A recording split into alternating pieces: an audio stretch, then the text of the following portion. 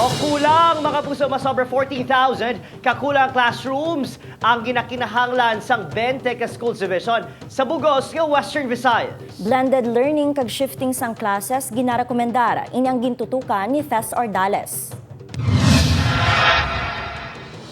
Naglabot sa 14,206 ang kinahanglan pa nga mga hulot kasihan sa Western Visayas agud makabalik sa normal ang klase sa mga school year 2023 hasta sa 2024. Ini ang base sa datos ang Department of Education Region 6.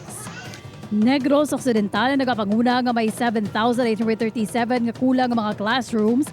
Ginasundan sa Iloilo Province nga may 1,654 kag Capiz nga may 890. Magluwas diri, may classrooms man nga nagakinahanglanas ang major repair, samtang may pila naman nga dapat nang i-demolish.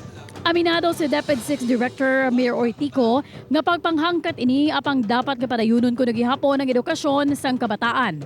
Ang suggestion niyan sa central office, yung blended learning na kung kaya, makatulong tayo sa shortage of classroom.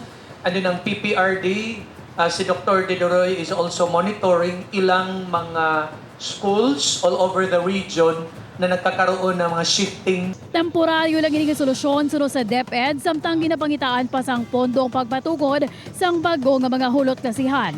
Kahit alam natin na maraming kulang, ang gobyerno ay hindi talaga kaya ng gobyerno na maibigay yan in just one wink of an eye na matulungan yan. Tess Ordales para sa GMA Regional TV Early Edition.